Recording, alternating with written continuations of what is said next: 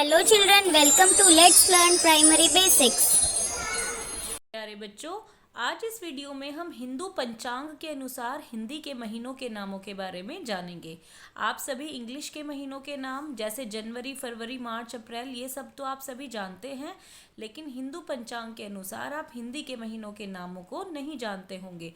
तो आइए आज हम इन महीनों के नाम जानेंगे और साथ ही इन महीनों में मनाए जाने वाले कुछ प्रमुख त्योहार जो आप अपने घरों में मनाते हैं उनके नाम भी जानेंगे, जिससे कि आपको ये महीने याद करने में आसानी हो जाए।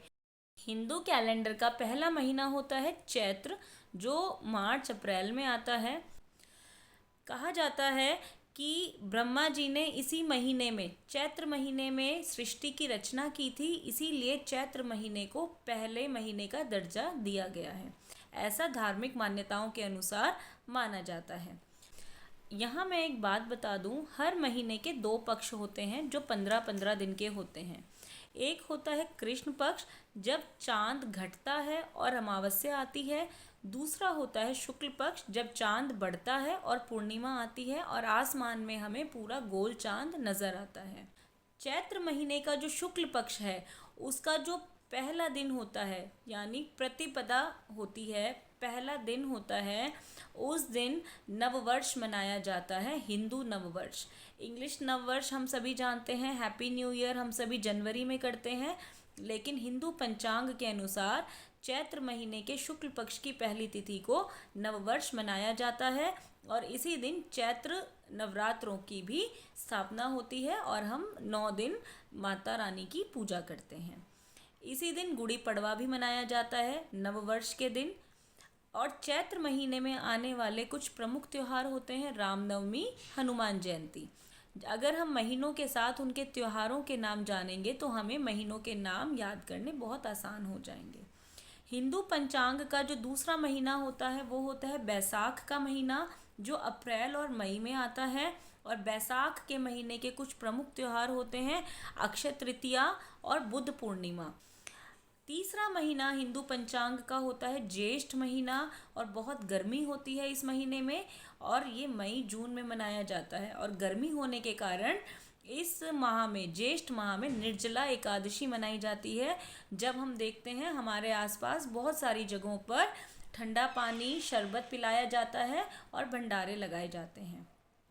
इसके बाद ज्येष्ठ माह में और त्योहार आते हैं जिन्हें हम वट सावित्री व्रत आपकी मम्मी करती होंगी, गंगा दशहरा, शनि जयंती, ये सभी त्योहार ज्येष्ठ माह में मनाए जाते हैं। हिंदू पंचांग का जो चौथा महीना होता है वो होता है आषाढ़, और यह जून और जुलाई में मनाया जाता है। और जगन्नाथपुरी में जो जगन्नाथ जी की रथ यात्रा होती है वो आषाढ़ महीने में ही होती है।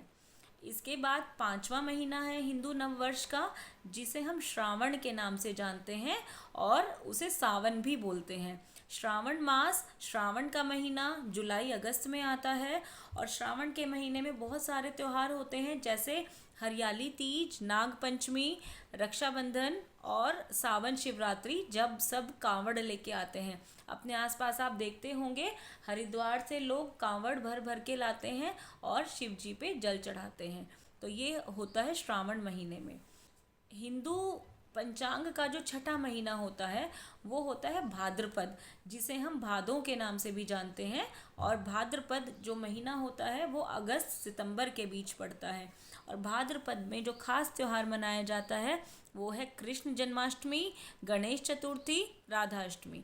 ये सभी त्यौहार भाद्रपद में मनाए जाते हैं। 7वां महीना होता है आश्विन, जिसके कृष्ण पक्ष को हम पितृपक्ष यानी श्राद्ध के रूप में मनाते हैं। और उसके बाद शारदीय नवरात्र शुरू होते हैं, जो हम कहते हैं ना अक्टूबर वाले नवरात्र, उन्हें हम शारदीय नवरात्र कहते हैं, और वो आश्विन के शुक्ल पक्ष में शुरू होते हैं। इसी महीने में हम दशहरा या विजयदशमी भी मनाते हैं। इसके बाद 8वां महीना होता है कार्तिक, और कार्तिक का महीना बहुत सारे त्यौहार अपने साथ लेकर आता है, जिसमें करवा चौथ, दिवाली, धनतेरस, भाई दूज और छठ पूजा आदि त्यौहार मनाए जाते हैं। और कार्तिक का जो महीना होता है वो होता है अक्टूबर और नवंबर के बीच में। हिंदू कैलेंडर का जो 9वां महीना होता है वो होता है मार्गशीर्ष, जिसे हम अगहन के नाम से भी जानते हैं। और मार्गशीर्ष जो महीना होता है वो नवंबर दिसंबर में पड़ता है। इसके बाद जो 10वां महीना है हिंदू कैलेंडर का वो होता है पौष, जिसे हम पूस के नाम से भी जानते हैं। और इस महीने में बहुत ज़्यादा कड़ाके की ठंड पड़ती है। और दिसंबर जनवरी में पौष का महीना मनाया जाता है। और इस महीने में जो खास त्यौहार होता है वो होता है गुरु गोविंद सिंह जी की जयंती। हिंदू कैलेंडर का जो 11वां महीना है वो होता है माघ। और माघ का महीना जनवरी फरवरी में आता है। माघ में भी बहुत सारे त्यौहार होते हैं, जैसे सकट चौथ, लोहड़ी, संक्रांति जिसे हम मकर संक्रांति भी कहते हैं, पोंगल, बिहू, वसंत पंचमी, ये सभी माघ के महीने के त्यौहार हैं। और जो हिंदू नववर्ष का 12वां महीना यानी अंतिम महीना, आखिरी महीना होता है वो होता है फागुन का महीना, जिसे हम फाल्गुन बोलते हैं। और ये फाल्गुन का महीना जो होता है वो फरवरी मार्च में आता है।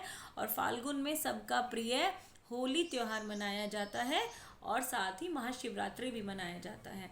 हिंदू जो कैलेंडर के अनुसार ये जो महीने होते हैं ये किसी एक महीने में नहीं पड़ते, इसीलिए 2-2 महीने लिखे हुए हैं मैंने कि इन महीनों में ये जो माह होते हैं हिंदी के वो पड़ते हैं।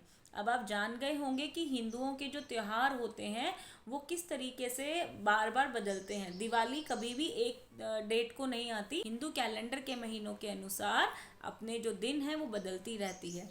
ऐसे ही सभी त्योहारों की जो तारीखें हैं वो बदलती रहती हैं। मैं आशा करती हूँ कि आज आप हिंदी पंचांग के अनुसार इन महीनों के नाम जान गए होंगे और अब आप त्योहारों को उनके महीनों के हिसाब से पहचानेंगे। अगर चैनल पर नए हैं तो आप सब्सक्राइब कीजिए, वीडियो को लाइक कीजिए, शेयर कीजिए, क्योंकि चैनल पर बहुत सारी बच्चों के काम की वीडियोस उपलब्ध हैं और नई नई वीडियोस लेकर हम आते रहते हैं। Till the next video, keep learning, stay healthy, bye bye.